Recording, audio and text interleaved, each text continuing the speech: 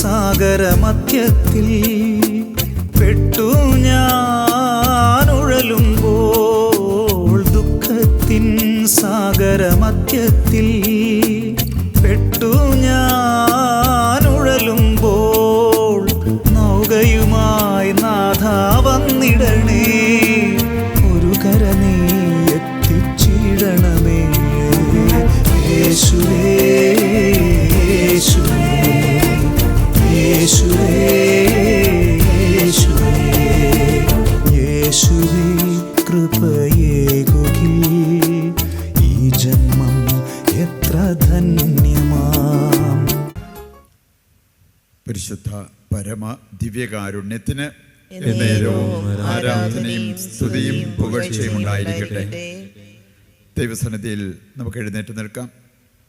ലോകം മുഴുവന് വേണ്ടിയും കർത്താവിൻ്റെ കരുണയ്ക്കായി പ്രാർത്ഥിക്കുവാൻ നമ്മൾ ഒരുമിച്ച് കൂടിയിരിക്കുന്ന സമയം. ഈ മണിക്കൂറിൻ്റെ അത്ഭുത ശക്തി നമ്മുടെ ജീവിതത്തിൽ വന്ന് നിറയുവാൻ നമുക്ക് ആഗ്രഹിക്കാം. ദൈവത്തിൻ്റെ കരുണ ഇത് ലോകത്തിന് മറ്റെന്തിനേക്കാൾ ആവശ്യമായൊരു കാര്യമാണ്. നമുക്കും ആവശ്യമായൊരു കാര്യം. അത് കിട്ടാൻ നമുക്ക് ആഗ്രഹിക്കാം. ദൈവത്തിൻ്റെ കരുണയില്ലാതെ, ദൈവത്തിൻ്റെ കൃപയില്ലാതെ നമുക്ക് നമ്മുടെ ക്രിസ്തീയ ജീവിതം നന്നായി ജീവിക്കാൻ പറ്റില്ല. ആ വലിയ ബോധ്യത്തോടെ ഈ കരുണയിലേക്ക് നമ്മെ നയിക്കുവാൻ, നമ്മുടെ കുടുംബത്തിൻ്റെ മേലും ലോകം മുഴുവൻ്റെ മേലും ഈ കരുണ വർഷിക്കുവാൻ നമ്മുടെ മുമ്പിൽ എഴുന്നള്ളിയിരിക്കുന്ന കർത്താവായ യേശുവിൽ, ഈ ദിവ്യകാരുണ്യത്തിൽ കർത്താവിൻ്റെ കരുണയും സ്നേഹവും കണ്ടുകൊണ്ട് അല്പസമയം സ്വതന്ത്രമായിട്ട് ദൈവത്തെ നമുക്ക് സ്തുതിക്കാം, മഹത്വപ്പെടുത്താം. യേശുവേ നന്ദി, യേശുവേ ആരാധന, യേശുവേ മഹത്വം. ഹല്ലേലൂയ, യേശുവേ നന്ദി. Hallelujah, hallelujah, hallelujah, hallelujah. കർത്താവേ, മാലാഖമാരോടും സ്വർഗീയ ശാക്തികന്മാരോടും ചേർന്ന് ഞങ്ങളങ്ങേ ആരാധിക്കുന്നു, ഞങ്ങളങ്ങേ സ്തുതിക്കുന്നു. Hallelujah, hallelujah. യേശുവേ നന്ദി, യേശുവേ നന്ദി. പരിശുദ്ധ പരമ ദിവ്യകാരുണ്യത്തിന് എന്നേരവും ആരാധനയും സ്തുതിയും പുകഴ്ചയും ഉണ്ടായിരിക്കട്ടെ. ഈ മണിക്കൂറിൻ്റെ അനുഗ്രഹങ്ങളെല്ലാം നമ്മുടെ മേലും ലോകം മുഴുവൻ്റെ മേലും ആഗ്രഹിച്ച് നമുക്ക് പ്രാർത്ഥിക്കാം. ഈശോയുടെ തിരുഹൃദയത്തിൽ നിന്ന് ഞങ്ങൾക്ക് കാരുണ്യ സ്രോതസ്സായി ഒഴുകിയിറങ്ങിയ തിരുരക്തമേ, തിരുജലമേ, ഈശോയുടെ തിരുഹൃദയത്തിൽ നിന്ന് ഞങ്ങൾക്ക് കാരുണ്യ സ്രോതസ്സായി ഒഴുകിയിറങ്ങിയ തിരുരക്തമേ, തിരുജലമേ, ഈശോയുടെ തിരുഹൃദയത്തിൽ നിന്ന് ഞങ്ങൾക്ക് കാരുണ്യ സ്രോതസ്സായി ഒഴുകിയിറങ്ങിയ തിരുരക്തമേ, തിരുജലമേ. ശാന്തമായിട്ടിരിക്കാം. ദൈവകരുണയെക്കുറിച്ച് വചന വെളിച്ചത്തിൽ അല്പസമയം ധ്യാനിച്ചുകൊണ്ട് ദൈവത്തിൻ്റെ കരുണ നമ്മുടെ മേൽ, ലോകം മുഴുവൻ്റെ മേൽ വന്ന് നിറയാൻ കരുണക്കൊന്തയിലൂടെ നമ്മൾ കടന്നു പോകുന്നതാണ്. പ്രിയപ്പെട്ടവർ, നമ്മളിന്ന് ചിന്തിക്കുന്ന വിഷയം കരുണയുമായി ബന്ധപ്പെടുത്തി നമുക്ക് കാണാവുന്ന ഒരു പ്രധാനപ്പെട്ട കാര്യമാണ്. കരുണ എടുക്കാനും കൊടുക്കാനുമുള്ളതാണ് എന്ന് നമ്മൾ തിരിച്ചറിഞ്ഞു. ദൈവത്തിൽ നിന്ന് നാം കരുണയെടുക്കണം, കർത്താവിൻ്റെ നാമത്തിൽ മറ്റുള്ളവർക്ക് കരുണ കൊടുക്കണം. ഇത് രണ്ടും നമ്മുടെ ആവശ്യമാണ്. ഇതിന് നാം കടപ്പെട്ടിരിക്കുന്ന വ്യക്തികളുമാണ്. ഈ രണ്ട് കാര്യങ്ങൾ ചെയ്യുമ്പോഴും നമുക്ക് ആവശ്യമായ ഒരു കാര്യം വചനം വ്യക്തമാക്കുന്നുണ്ട്. അതാണ് സ്ഥിരത. സ്ഥിരമായി ദൈവത്തിൽ നിന്നും കരുണയെടുക്കാൻ നമുക്ക് സാധിക്കണം. സ്ഥിരമായി ഈ കരുണ മറ്റുള്ളവർക്ക് കൊടുക്കാനും നമുക്ക് സാധിക്കണം. വല്ലപ്പോഴുമൊക്കെ ഇങ്ങനെ ഒരു കാര്യം ചെയ്ത് മുമ്പോട്ട് പോകാനായിട്ട് എളുപ്പമാണ്.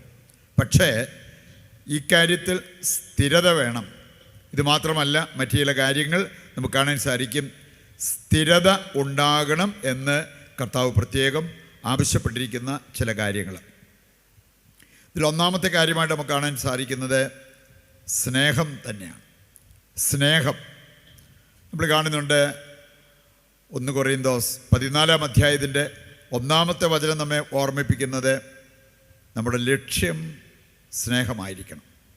ജീവിത ലക്ഷ്യം സ്നേഹമായിരിക്കണം.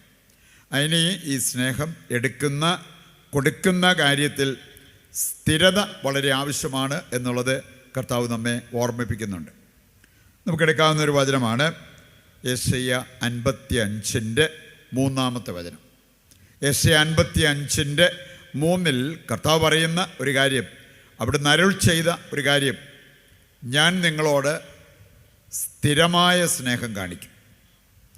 ദൈവത്തിൻ്റെ സ്നേഹത്തെക്കുറിച്ച് നമ്മൾ പഠിച്ചാൽ ഇതുപോലെ സ്നേഹം കാണിക്കുന്ന ഒരു വ്യക്തിയെയും നമ്മൾ ഈ ഭൂമിയിൽ കണ്ടെന്ന് വരില്ല. സ്ഥിരമായ സ്നേഹം.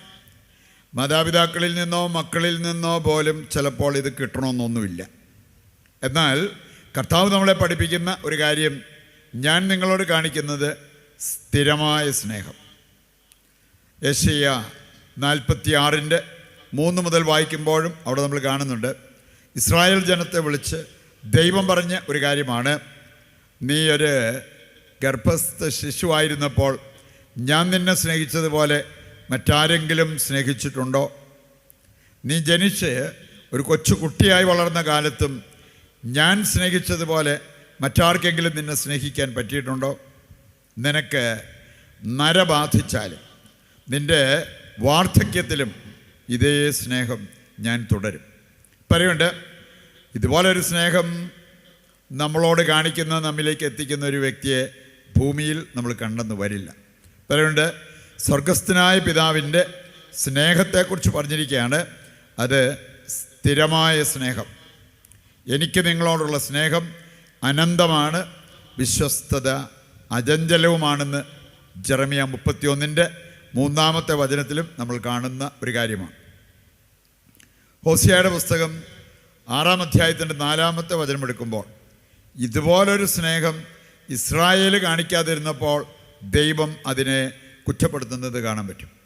ഇസ്രായേലിനോട് പറഞ്ഞ ഒരു കാര്യം ഇതാണ്, നിൻ്റെ സ്നേഹം പ്രഭാത മഞ്ഞ് പോലെയും മാഞ്ഞു പോകുന്ന മഞ്ഞു തുള്ളി പോലെയുമാണല്ലോ. ഇങ്ങനെ വേണമെങ്കിൽ നമുക്ക് ദൈവത്തെ സ്നേഹിക്കാൻ പറ്റും, മറ്റുള്ളവരെ സ്നേഹിക്കാൻ പറ്റും. അത് ജീവിത പങ്കാളിയോടോ മക്കളോടോ മാതാപിതാക്കളോടോ ഉള്ള സ്നേഹം വേണമെങ്കിൽ ഇതുപോലൊരു സ്നേഹം നമുക്ക് കാണിക്കാൻ എളുപ്പമാണ്. മാഞ്ഞു പോകുന്ന സ്നേഹം, അതല്ലെങ്കിൽ ഇങ്ങോട്ട് കിട്ടുമ്പോൾ അങ്ങോട്ട് നൽകുന്ന സ്നേഹം. എനിക്ക് ഇഷ്ടമുള്ളപ്പോൾ ഞാൻ സ്നേഹം കൊടുക്കുന്ന ഒരവസ്ഥ. ഇതല്ല ദൈവമക്കളിൽ നിന്നും ദൈവം പ്രതീക്ഷിക്കുന്നത്, മറിച്ച് സ്ഥിരമായ സ്നേഹം. രണ്ടാമതായിട്ട് നമുക്ക് ചിന്തിക്കാൻ പറ്റുന്ന ഒരു കാര്യം കരുണ തന്നെയാണ്.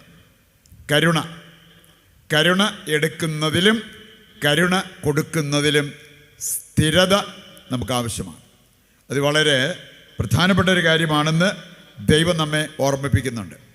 മത്തായിയുടെ സുവിശേഷം 9:13 ഇതിനോടകം നാം പരിചയപ്പെട്ട ഒരു വചനമാണ്.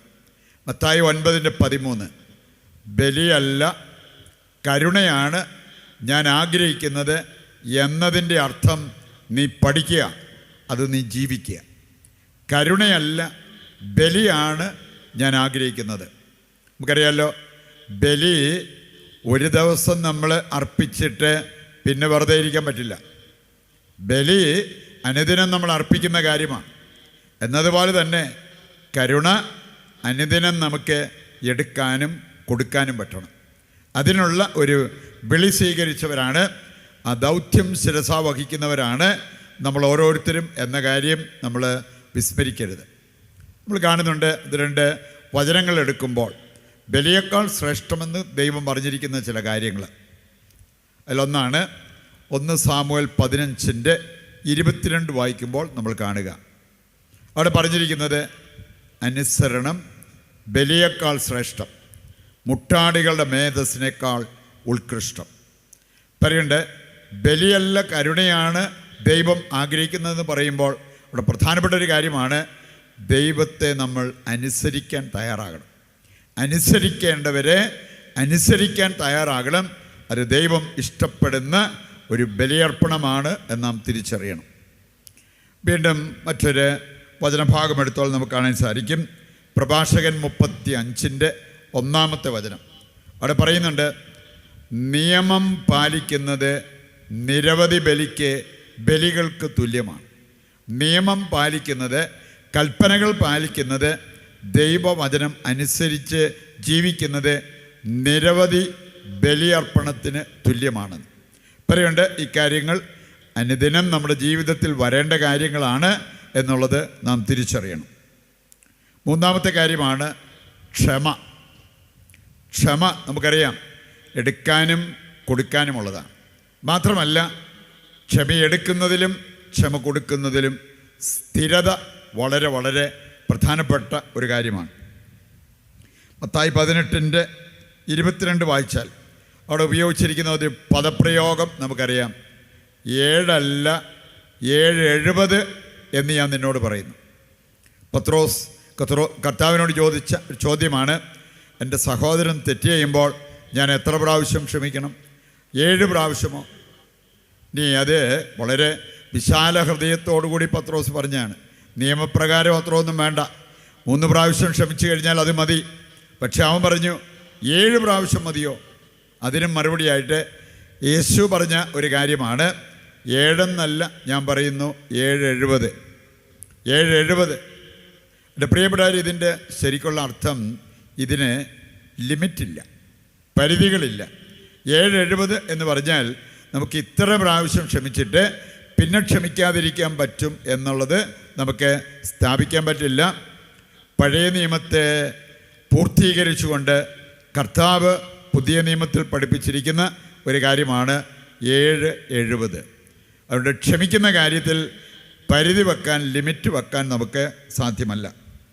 ലൂക്കാ 17:3-4 വചനങ്ങൾ എടുക്കുമ്പോൾ അവിടെ നമ്മൾ കാണുന്നുണ്ട്, അവിടെ പറഞ്ഞിരിക്കുന്നത്, ഒരുവൻ നിൻ്റെ സഹോദരൻ നിനക്കെതിരെ തെറ്റ് ചെയ്തിട്ട് ഒരേ ദിവസം 7 പ്രാവശ്യം തെറ്റ് ചെയ്തിട്ട് 7 പ്രാവശ്യം നിൻ്റെ അടുത്തേക്ക് വന്ന് നിന്നോട് മാപ്പ് ചോദിച്ചാൽ നീ അത് കൊടുക്കണം. അവൻ അനുതപിച്ച് എന്നോട് ക്ഷമിക്കണമെന്ന് പറഞ്ഞാൽ നീ ക്ഷമിക്കണം എന്നാണ് ഈ വചനഭാഗം നമ്മെ ഓർമ്മിപ്പിക്കുക.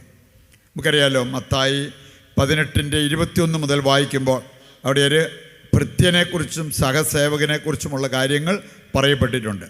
ഒരുവൻ 10,000 താലന്ത് കൊടുക്കാൻ കടപ്പെട്ടിരുന്നു. അവന് അത് ഇളച്ചു കിട്ടി. അവൻ്റെ സഹസേവകൻ 100 ദനാറ കൊടുക്കാൻ കടപ്പെട്ടിരുന്നത് ഇവൻ ക്ഷമിച്ചില്ല.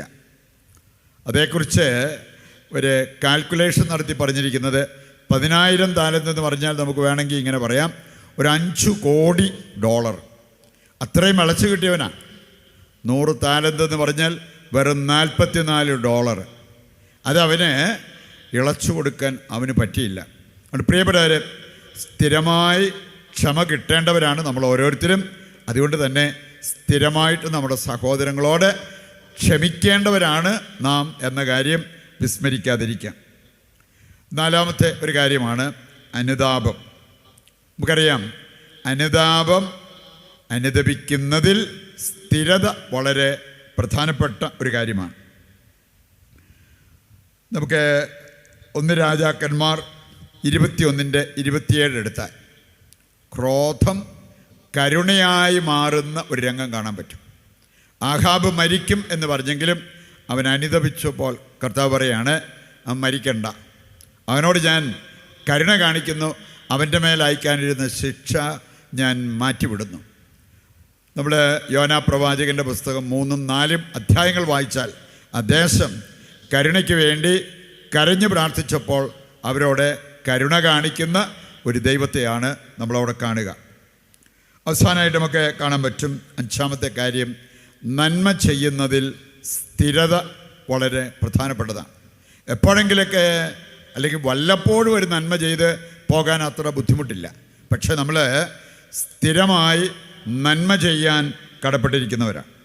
ഹെബ്രായർ 13:16 വചനമെടുത്താൽ അവിടെ പറഞ്ഞിട്ടുണ്ട്, നന്മ ചെയ്യുന്നതിലും നിങ്ങൾക്കുള്ളവ പങ്കുവയ്ക്കുന്നതിലും ഉപേക്ഷ വരുത്തരുത്. അത്തരം ബലികൾ കർത്താവിന് പ്രീതികരമാണ്. ഇത് ബലിയർപ്പണം പോലെ വിശിഷ്ടമായൊരു കാര്യമായിട്ടാണ് പറഞ്ഞിരിക്കുന്നത്. ഉള്ളതിൽ നിന്ന് ഒരല്പം മറ്റുള്ളവർക്ക്, ഇല്ലാത്തവർക്ക് പങ്കുവെച്ചു കൊടുക്കുന്നത്. അപ്പം ആ ഒരു നന്മ പ്രവൃത്തി നമ്മൾ തുടരണം എന്ന് വചനം പറയുകയാണ്. സുഭാഷിതങ്ങൾ 31:12 വായിച്ചാൽ അവിടെ പറഞ്ഞിട്ടുണ്ട്, സുഭാഷിതങ്ങൾ 31:12, ഉത്തമ ഭാര്യ ആജീവനാന്തം ഭർത്താവിന് നന്മ മാത്രമേ ചെയ്യൂ. ഉത്തമ ഭാര്യ, നമുക്ക് ഉത്തമ ക്രിസ്തീയ ജീവിതം നയിക്കുന്നവരും അത് തന്നെ ചെയ്തിരിക്കും എന്ന് പറയാൻ പറ്റും. നമ്മൾ കാണുന്നുണ്ട്, എസെക്കിയേൽ 33:10 മുതൽ വായിച്ചാൽ അനുതപിച്ചാൽ നീ ജീവിക്കും എന്നാണ് പറഞ്ഞിരിക്കുന്നത്. അവിടെ പറയുന്നത്, നീ 50 വർഷക്കാലം നന്നായി ജീവിച്ചിട്ട് പിന്നീട് പാപജീവിതത്തിലേക്ക് പോയാൽ ഈ 50 വർഷത്തിൻ്റെ നന്മ നഷ്ടമാവും. നീ 50 വർഷക്കാലം പാപിയായി ജീവിച്ചെങ്കിലും നീ അതിനുശേഷം നന്മയിലാണ് ജീവിക്കുന്നത് എങ്കിൽ ഈ 50 വർഷത്തിൻ്റെ പാപം കർത്താവ് ക്ഷമിക്കും, കർത്താവ് മറക്കും. പ്രിയപ്പെട്ടവരെ, ഈ സന്ദേശം ഹൃദയത്തിലേക്ക് ഏറ്റെടുത്ത് നന്മ ചെയ്യുന്നതിൽ, കരുണ കാണിക്കുന്നതിൽ ഒരു സ്ഥിരത നമ്മുടെ ജീവിതത്തിൽ ഉണ്ടാകുവാൻ ആഗ്രഹിച്ച് പ്രാർത്ഥിക്കാം. കണ്ണുകളടച്ച് നമ്മുടെ എല്ലാ ആവശ്യങ്ങളെയും സ്വർഗത്തിലേക്ക് ഉയർത്തി പ്രാർത്ഥിക്കാം. ദൈവകരുണയെക്കുറിച്ച് ധ്യാനിച്ച നമ്മുടെ മേൽ ദൈവത്തിൻ്റെ പ്രത്യേക അനുഗ്രഹം വർഷിക്കുവാൻ നമ്മുടെ എല്ലാ നിയോഗങ്ങളെയും സ്വർഗത്തിലേക്ക് ഉയർത്തി താഴ്ന്ന സ്വരത്തിൽ കർത്താവിനെ സ്തുതിച്ചുകൊണ്ട് ദിവ്യകാരുണ്യത്തിൻ്റെ ആശീർവാദം സ്വീകരിക്കുകയും ചെയ്യാം. യേശുവേ നന്ദി, ഹല്ലേലൂയ.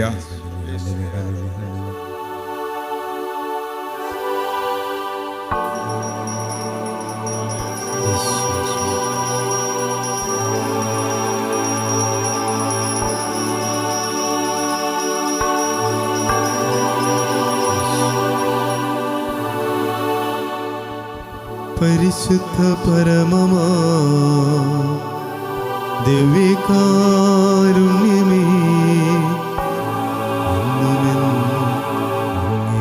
ആരാധന.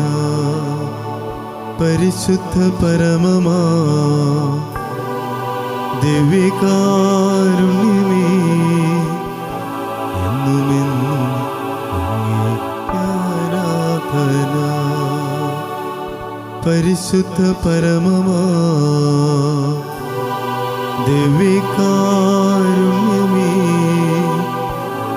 എന്നുമെന്നും ആരാധന. നന്മ നിറഞ്ഞ മറിയമേ സ്വസ്തി, കർത്താവ് അങ്ങയുടെ കൂടെ സ്ത്രീകളിൽ അങ്ങ് അനുഗ്രഹിക്കപ്പെട്ടവളാകുന്നു. അങ്ങയുടെ ഉദരത്തിൻ ഫലമായി ഈശോ അനുഗ്രഹിക്കപ്പെട്ടവനാകുന്നു. പരിശുദ്ധ മറിയമേ തമ്പുരാന്റമ്മേ, പാപികളായ ഞങ്ങൾക്ക് വേണ്ടി ഇപ്പോഴും ഞങ്ങളുടെ മരണസമയത്തും തമ്പുരാനോട് അപേക്ഷിച്ചോളണമേ. ആമേൻ. ഞങ്ങളുടെ സഹായമായ പരിശുദ്ധ മറിയമേ, ഞങ്ങൾക്ക് വേണ്ടി അപേക്ഷിക്കണമേ. വിശുദ്ധ ഫൗസ്റ്റീനായേ, ഞങ്ങൾക്ക് വേണ്ടി അപേക്ഷിക്കണമേ.